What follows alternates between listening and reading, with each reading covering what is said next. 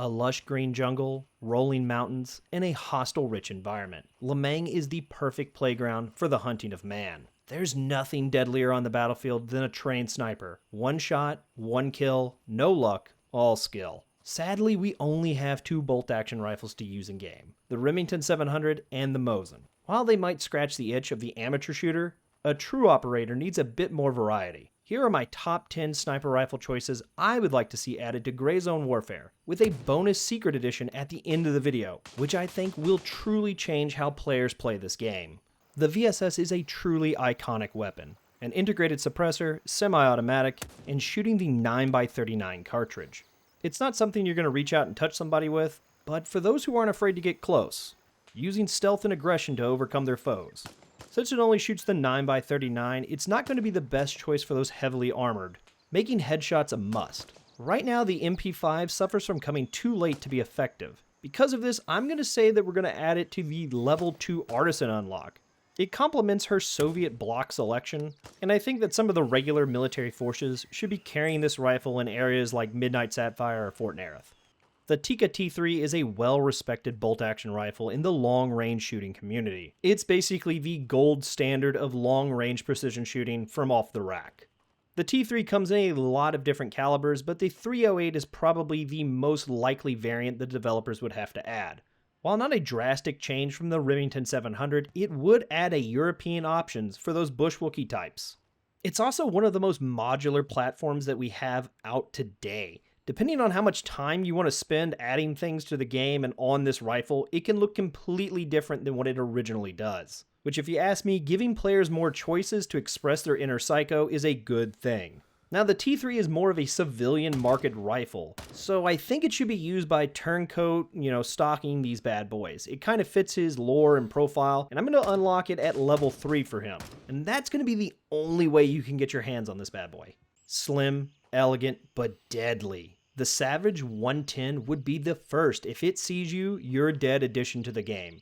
Shooting the 338 Lapua, armor isn't going to be a factor for this rifle. This is a controversial addition that I had to think a long time about. On one hand, it makes snipers a scary factor you're going to have to worry about. I mean, if you bring your best gear only to get dumpstered by a single shot, people are going to start looking over their shoulder for the lone wolf bushman. On the other hand, it would be extremely frustrating to have some asshat camping the ATC at Fort Nereth with this thing. For these reasons, I'm going to say that you should only be able to get this weapon out of weapon crates and very much rarely, making it a grind to get one, and something you don't want to lose in a PvP fight. A weapon system that has proven itself time and time again. The Knight's Armament M110 is probably one of my favorite rifles I have ever had the pleasure of carrying. Semi-auto, accurate, and a designated marksman's best friend. Shooting the 7.62 NATO cartridge effectively out to 1,000 meters, it makes it a perfect rifle for you to support the defense of the combat outpost or providing some precision suppression of friendly advanced forces. Rock out with your cock out, unsuppressed, or really embrace the swift, silent, and deadly lifestyle. It's your choice. Banshee level 4 is the only place that this makes sense. Bullpup snipers aren't a super common thing, but sometimes you just need a shorter package.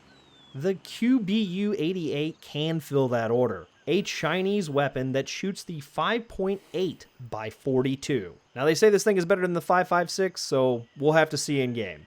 Not having a Chinese weapon in this game just never made sense to me, given the proximity of the island to mainland China. See it as like a Belt and Road Initiative shipment to overthrow the yoke of Western imperialists. For that, I'm going to say Artisan level 3 or maybe even Turncoat level 4 for this edition. Scouting is something that has truly been missing from Gray Zone Warfare. And why not have a rifle specifically designed for it? The Steyr Scout is a perfect lightweight rifle that can fill this role. The biggest reason I want this rifle is that it has an integrated bipod. Please, Madfinger, put in bipods to this game. I'm really tired of my arm stamina draining faster than the S&P 500. There are two calibers that I really want added for the Scout. One is the 308 because, yeah, big boy round clicks heads. But I actually think it would be very cool to have a 22 long rifle version added.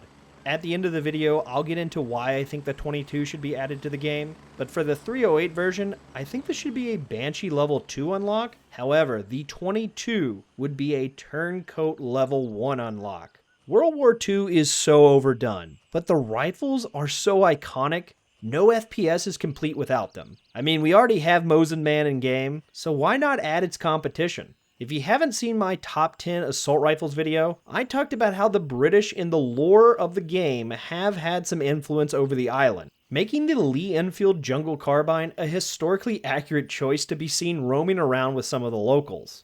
While technically not a sniper rifle, it can take a scope. And I didn't really know where to put this into like a video. There are a lot of historical guns that I would like to see added to Gray Zone Warfare, but I want to make sure that it keeps with the lore and the feel of the actual game.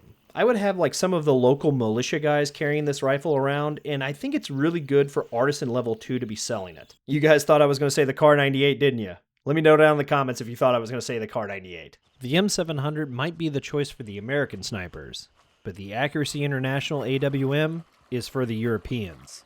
When I was first making this list, I was going to make the AWM the 338 Lapua rare find over the Savage 110, but I started brainstorming and I thought, like, it wouldn't be fair for my fellow content creators who are European not to be able to LARP as their country snipers. I mean, I want to see Good Boy run this thing. For that reason, I'm going to go with the 300 Winchester version to allow the player to make a choice. Do they want the Remington or do they want the AWM? Because both of them are going to be available to you with Banshee level 1. It's the ultimate bad guy rifle. The Dragunov SVD has a track record probably as long as the AK-47 at this point. The two basically go hand in hand. Plus, we already have the 7.62x54R in the game. We put the M110 being unlocked at Banshee level 4, so I think it would make sense for Artisan level 4 to have this weapon on it. If you haven't noticed, I've been adding a lot of new calibers to the game, and I'm going to add one more. This one is going to piss off every gun FUD known to man, and they're going to be all in my comments section about how they know everything about firearms, and I want you all to know I read every single one of them, and I laugh. The Ruger Precision isn't one of those crazy good rifles. It's a bit dated in the year 2025, but so is the M4 really. What those two actually have in common is they share similar ergonomics. Because of this, I'm going to keep with the lore and have it where Gunny is keeping this in stock at level 4. I don't know, it just makes me think of him just reminiscing back of his good old days in the United States Marine Corps. Alright, so why do I want 22s added to the game? Well, it's simple. Guns are loud, and in the new Winds of War update, PvP solo players are going to need a way to stay, well, hidden. Suppressed 22s are super quiet. Not John Wick level quiet, but still. If you know anything about long-range reconnaissance patrols in Vietnam, there's a legend about the Hush Puppy, which was a coined term because they supposedly shot sentry dogs and no one heard it, and that was done with the Model 38 and the Mark 22 suppressor. Now, I'm not asking for those to be in the game, but I think it would be cool, you know, just a throwback to Vietnam. But I really would like to see the Ruger Mark III being added to the game. It's not really something you would commonly see on the battlefield, but the Ruger Mark III is a very quiet weapon. And while the 22 long rifle is not the best round in the world for self-defense or killing anything, you can be like Mel Gibson in The Patriot, aiming small and missing small in order to get a kill. With the new combat zones and everything else being rolled out in the PvP Winds of War update, it's going to be very important for Madfinger Games to allow the lone player to be able to use stealth in order to survive. Alright operators, that is my sniper's wish list. Let me know what you think, and be sure to tell me that you qualified back on iron sights in 1995. Because we know the kids these days don't know how to shoot. If you want to see my top 10 assault rifles video, be sure to check it out right here. My name is Enlightened Enlisted, and I will see you in the next one. Cheers.